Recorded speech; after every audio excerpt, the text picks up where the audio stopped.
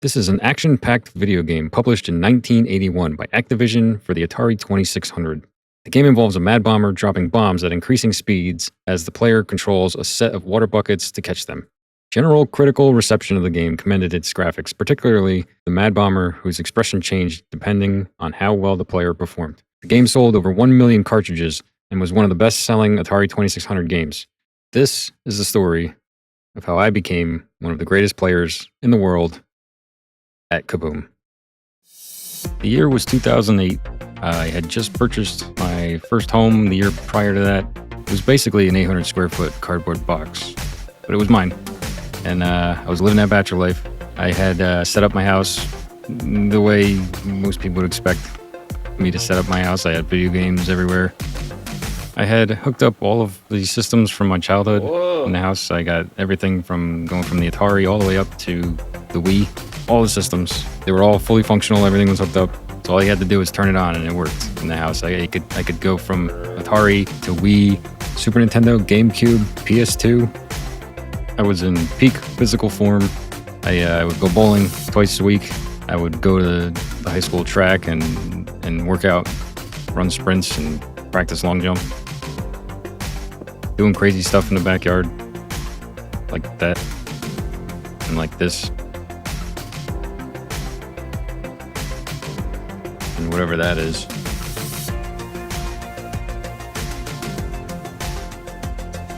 But most of all, I played video games, like I did most of my life.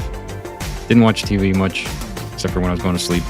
The rest of the time, when I was sitting at home, I'd be playing video games. It was really a perfect time in my life. When the documentary King of Kong came out, I watched it, of course. I loved every minute of it. Of course, I liked King of Kong. The movie was great. Loved it. It was so eye-opening. I've probably seen Steve with tears in his eyes more than any other guy I know. Oh, he's just come up short in a lot of things in his life, and I just think nobody wants to do that all the time. This movie really struck a chord with me. The one scene where his wife says that he's come up short so many things in his life. I mean, I can relate to that. I mean, I feel like I've come short of greatness many times in my life, from many different aspects. So I was instantly hooked. And I got inspired to go back and play all my old games. I turned on the Atari and I played Space Invaders and Frogger and Asteroid, all that stuff. But there was always this one game that had this crazy allure to it, because it was just so freaking difficult. So being inspired at the time to get some more records. Of course, KABOOM being one of the games that I played a lot when I was a kid. Wanted to try it. I wanted to see how far I could take that game above all others that I had. I mean, basically, I had nothing but free time. I was doing really sports and hobbies. I could do whatever I wanted back then. I was curious about kill screens and what was the limit of that game. What could I do with it? How far can you go? So I looked up Twin Galaxies World Records. I found out there was two people that had gotten 999999, which is basically the kill screen. Once you get all nines, the screen just freezes, and that's the end of the game. So there's a limit to what you can get. I thought I could do it. Basically work all day, do a workout after work, come home, and then I would train that game. I would play that game for hours on end. It takes a lot of endurance to stay that alert for that long of a period.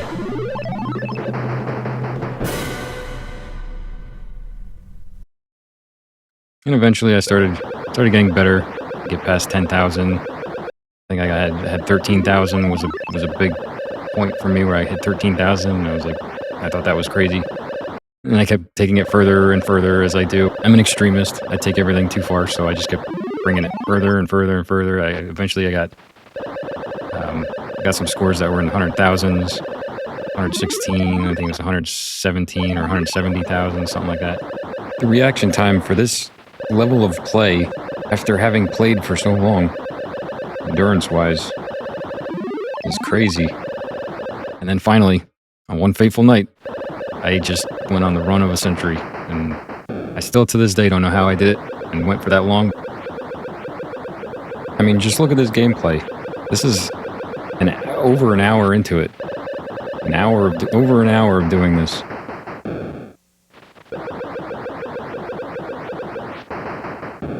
I got 316,960. And I recorded all this on a VHS, taped over an old episode of The Critic. And I got the whole thing on tape. I don't know what happened after that. I guess I packed the tape away, and I never thought about it again. I never submitted the record. At the time, that record would have been the third highest score, so I would have been in third place overall. It would have been the highest score that anybody has ever gotten that wasn't a 9999999, all nines. So I was pretty proud of that, but I don't know. I recorded it, put the game down after that, and I just never went back to it. Never submitted my record to Twin Galaxies. I think I got a girlfriend. So I was pretty happy with the record that I got. I just, I was happy knowing that I was hoping to get a 99999. I never got the 99999 score. So I just kind of discounted the record, even though I would have been in third place. Even as of today, I would be in fourth place with that score. So I kind of lost the opportunity to be in third place unless I go back and do this. This is one of those things. It was so long ago that I really have no idea how I did this. It's to look back on it, it's pretty incredible. And if anybody's ever played this game, they know exactly what I'm talking about. So anyways, I guess the tape got packed away with all the old childhood stuff in a plastic tote. And I eventually moved and forgot all about it. So now that I have a YouTube channel, it's like, hey, this is relevant. Maybe I should bring this out. Let everybody know what happened. So I had to go back. I had to try to find the tape. I was digging through tons of totes, tons of plastic totes, going through all my old childhood stuff, hoping that it wasn't just a glorified false memory. I'm like, did I really do that? Did I get that score? Was it lower than what I'm remembering? Is it one of those things where the fish got bigger every time you tell the story? And I started to really question whether or not I actually had the tape still, and whether or not the tape would even work after all these years. Apparently, over time, VHS tapes, they get moldy. They have all kinds of problems after a certain amount of years. If you don't digitize them, all that footage will be lost forever. So I searched and I searched and I searched and I searched. I was starting to lose hope that I wasn't going to find it, that the tape was bad, that it got destroyed over the years, or that I didn't save it, or maybe I taped over it. I don't even know. But then there it was. I finally found it.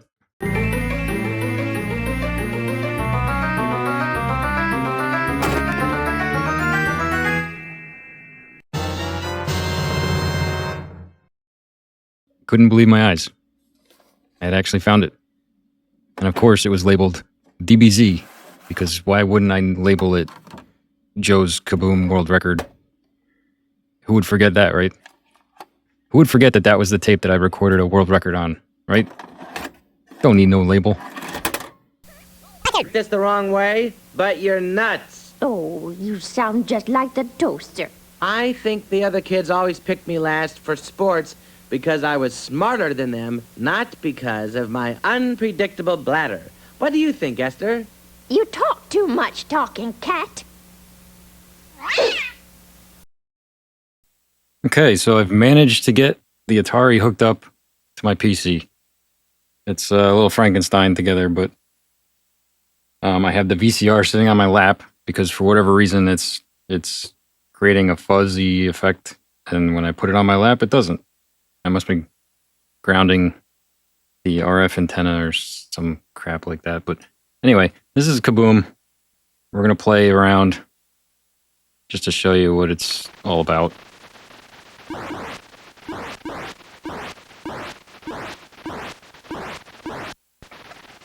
And that the sound of the bombs going into the bucket brings me way back. Nights of sleepovers with friends. I'd bring this out and we'd play. Most rounds only last a few minutes because back then 10,000 points was pretty outside the realm of what we thought was possible.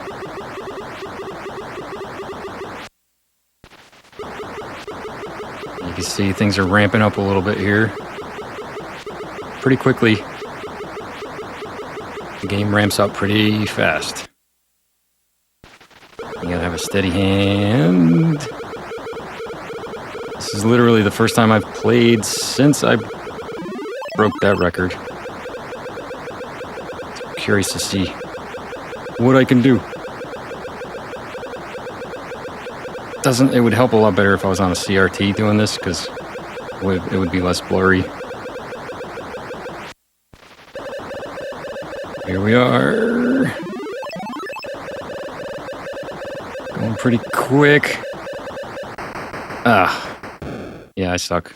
Now to start over, you physically have to push the game select button on the console. And then you hit reset.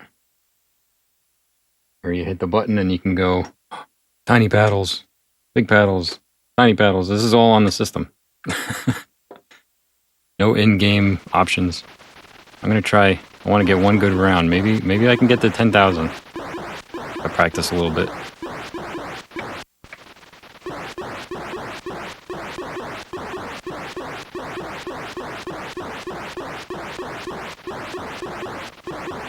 As you can see, the robber is not happy.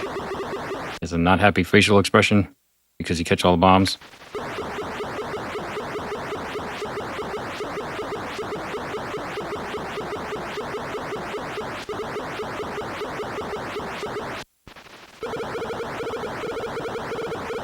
Need to focus. The fact that I played this game for like over an hour without blinking, it's pretty crazy. Pretty remarkable when I look back on it. It's a lot easier to compliment myself when it's something that I can't even do right now anymore.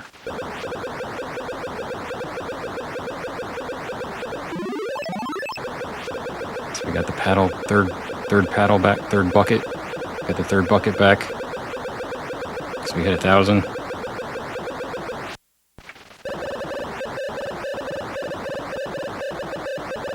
This is pretty much the game. I mean, there's not much to it, but holy crap, is it challenging.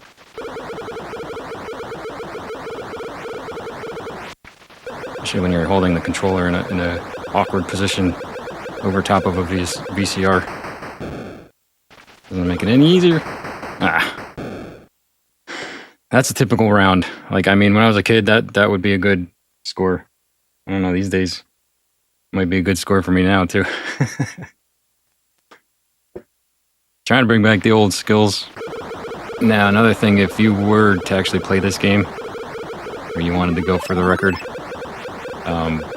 smaller screens are better. I have a CRT that I did this on. There's a tiny little CRT. It's a little less stressful on your eyes, so you don't have to go back and forth so much.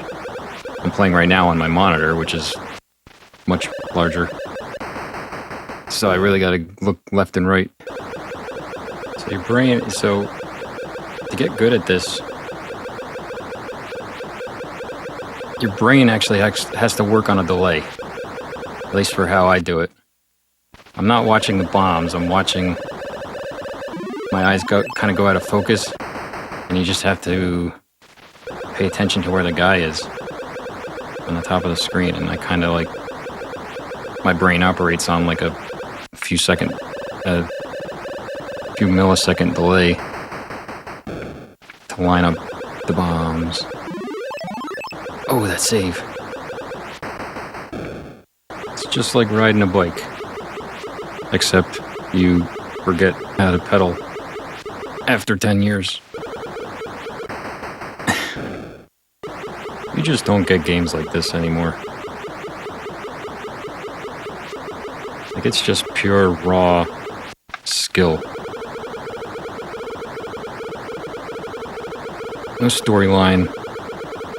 No nothing. Where do you get the bombs from? I don't know. Who cares?